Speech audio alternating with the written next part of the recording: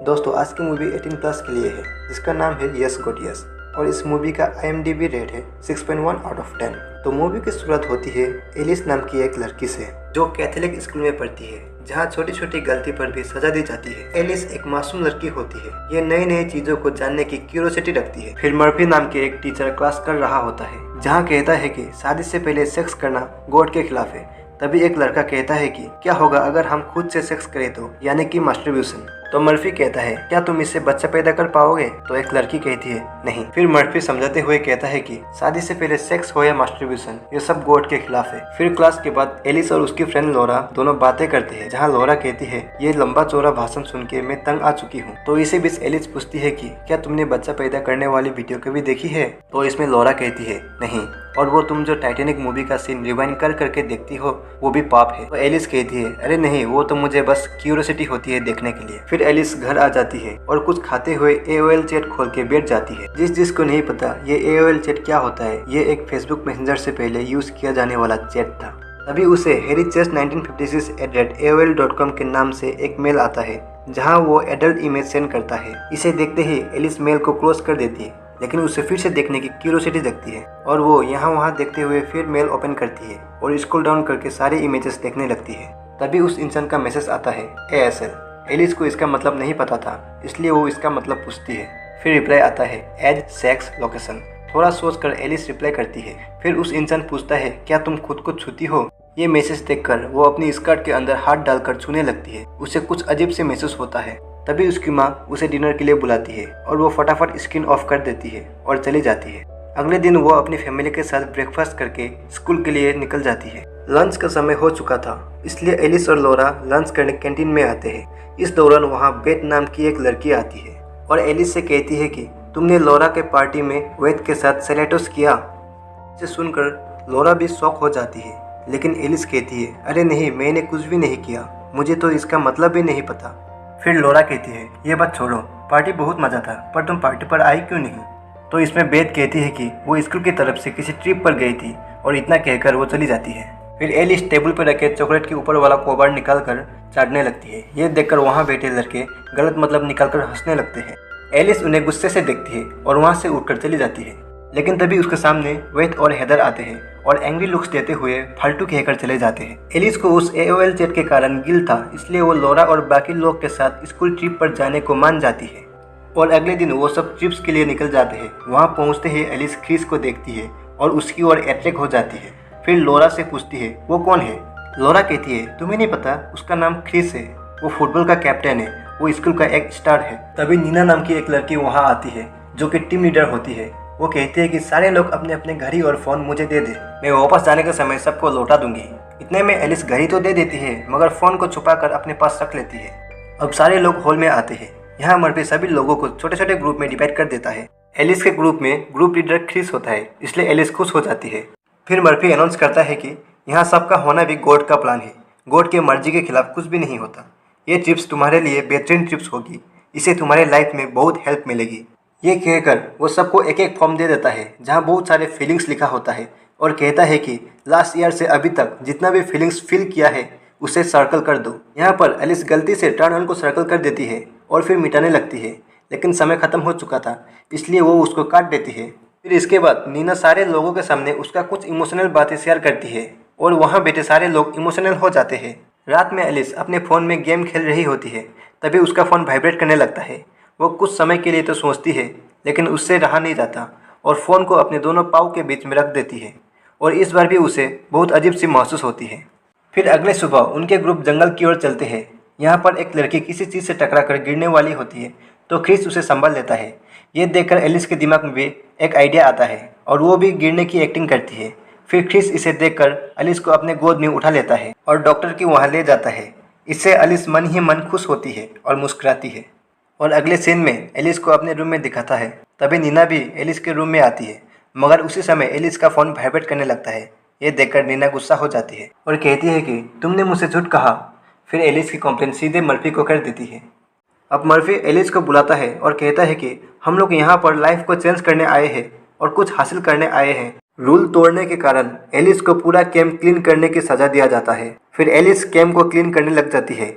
Clean करते करते वो मर्फी का रूम में पहुंच जाती है और उसे मर्फी के कंप्यूटर पर नज़र पड़ती है। फिर वो चारों तरफ देखते हुए AOL चैट ओपन करके काफ़ी सारे लोगों से सेलेटोस के बारे में पूछती है, लेकिन उसे कई सारे अलग अलग जवाब मिलता है। फिर वो निराश होकर कंप्यूटर क्लोज करके निकल जाती है। रात को मर्फी सारे स्टूडेंट को एक साथ बैठाता है और सबके घर से आया हुआ लेटर को पढ़ के सुनाता है।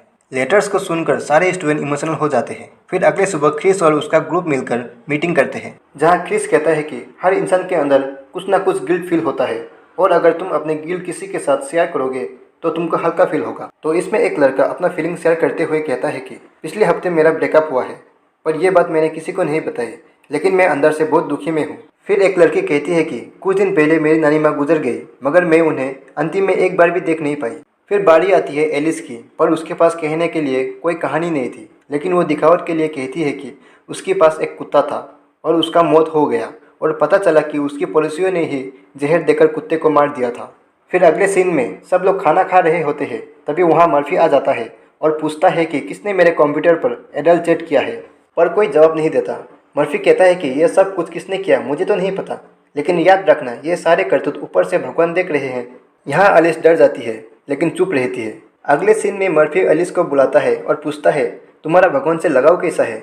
एलिस कहती है अच्छा है। फिर मर्फी पूछता है तुमने उस दिन फॉर्म में टर्न ऑन को किस लिए सर्कल किया, तो इसमें एलिस कहती है कि ऐसा वो कुछ दिन पहले फील करती थी लेकिन अब नहीं। फिर अगले दिन एलिस रूम क्लीन कर रही होती है, तभी वहाँ वेद आ जाता है और कहता है तुम्हारी वजह से मेरा ब्रेकअप होने वाला था। एलिस कहती है इसमें मेरा क्या गलती है, मुझे तो उस वर्ड का मतलब भी नहीं पता। फिर वेद वहाँ से चला जाता है, लेकिन उसका ब्रेसलेट वहाँ गिर जाता है और एलिस उसे उठा लेती है। तभी एलिस विंडो से देखती है कि नीना एक लड़के के साथ किस कर रही होती है। ऐसा सीन देखकर एलिस शॉक हो जाती है और तुरंत ये बात लोरा को बताती है, लेकिन लोरा ये बात को मानने में इनकार कर देती है और उल्टा ही सुना देती है और कहती है कि तुमको शर्म नहीं आया नीना के बारे में ऐसा कुछ बोलना। मुझे तो अब ऐसा लगता है कि तुमने ही मर्फी के कंप्यूटर पर एडल्ट चैट किया है और वेद के साथ सेलेटस भी। ये कहकर लोरा गुस्से में चली जाती है और एलिस उदास हो जाती है। अगले सीन में एलिस रूम क्लीन कर रही होती है, लेकिन तभी उसके दिमाग में एक आइडिया आता है और वो वेद के ब्रेसलेट को मर्फी के कंप्यूटर के पास रख देती है। तभी मर्फी के आने की आवाज़ सुनकर वो वहीं छुप जाती है।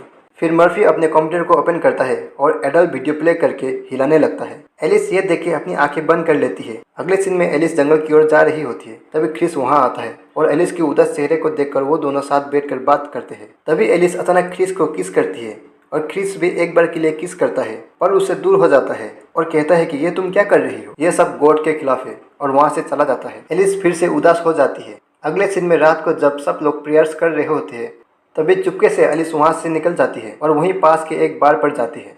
तभी वहाँ उसे गीना नाम की एक लड़की से मुलाकात होती है और फिर एलिस की उदास चेहरे को देखकर पूछती है क्या हुआ। एलिस कहती है कि लोग ऐसा क्यों होते हैं, जो है वो दिखाते क्यों नहीं, सारे लोग अपने सच्चाई को छुपाते क्यों है। गीना कहती है आजकल सबसे बड़ा प्रॉब्लम ही यही है, ये दुनिया सब दिखावा में चलता है। एलिस कहती है कि मुझे हर एक नई चीज़ करने मन होता है, लेकिन डर लगता है कहीं मैं नर्क में ना चली जाऊँ।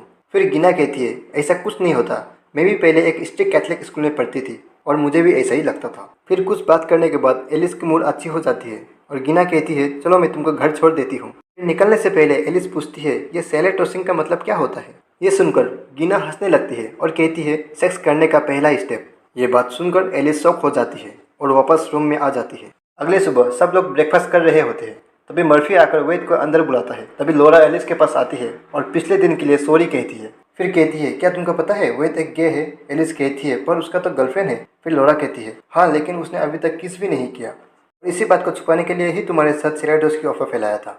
फिर वेद वापस आकर कहता है कि भगवान मुझसे जो भी गलती हुआ है मुझे माफ़ कर देना। मर्फी कहता है अगर किसी का कुछ कहना है तो आके कह सकते हैं। तभी एलिस खड़ी हो जाती है और सबके सामने जाकर कहती है कि मैं एक हाई स्कूल की स्टूडेंट होने के नाते मैं ये कहती हूँ कि कोई किसी के बारे में झूठी अफवाह फैलाता है तो बहुत तकलीफ होती है, और इसका वजह से ना जाने क्या क्या बुरा भला कर बैठते हैं हम। ये तो सबको पता है, सबके पास अपने सीक्रेट होती है। क्या होगा अगर हम अपनी सच्चाई सबके सामने दिखाए तो, सबके साथ ऑनेस्ट रहे तो। आखिरकार भगवान भी तो यही चाहते हैं। इतना कहकर वो चली जाती है और वहाँ का माहौल कुछ देर के लिए खामोश हो जाता है। फिर क्लास खत्म होने के बाद सब लोग अपने अपने घर चले जाते हैं। अगले सुबह जब क्रिस स्कूल आ रहा होता है तभी एलिस को देखकर छुपने लगता है। फिर एलिस उसके पास आकर कहती है कि तुम मुझसे छुपने की ज़रूरत नहीं है, उस दिन जो हुआ उसके लिए सॉरी, अब दोबारा नहीं होगा। पर क्या हम दोस्त तो बन ही सकते हैं। क्रिस कहता है अरे क्यों नहीं, ज़रूर। फिर अगले सीन में एलिस मर्फी के पास आती है और अपने गिल्ट शेयर करने लगती है। फिर थोड़ा बहुत बात करने के बाद मर्फी कहता है क्या तुमको और भी कुछ कहना है। एलिस कहती है हाँ, बात यह है कि मैंने एक बार एक वीडियो देखी थी, उसमें 2 लोग सेक्स कर रहे थे। तभी मर्फी को वो बात याद आ जाता है और वो समझ जाता है कि वो किस वीडियो के बारे में बात कर रही है। अब एलिस पूरी हिम्मत के साथ कहती है, ये सब वीडियो देखना पाप है, लेकिन क्या मुझे अब भगवान माफ़ कर देंगे? मर्फी थोड़ा अटकते हुए कहता है, मुझे पता नहीं, ये तुम और भगवान की बात है। फिर उसे ब्लेस करके जाने को कहता है। एलिस खुश होकर घर आती है और वो टाइटैनिक की रोमांटिक वाली सीन देखती है और फिर अपनी स्कर्ट के अंदर भी हाथ डालती है। अब उसे कोई गिल्ट फील नहीं हो रहा होता है और इसी में मूवी का एंडिंग हो जाता है। मैं पर्सनली रिकमेंड करता हूँ कि इस मूवी को तो एक बार देखना बनता है। और दोस्तों, मेरा एक्सप्लेनेशन अच्छी लगी तो प्लीज़ चैनल को सब्सक्राइब करें और नोटिफिकेशन बेल को भी ऑन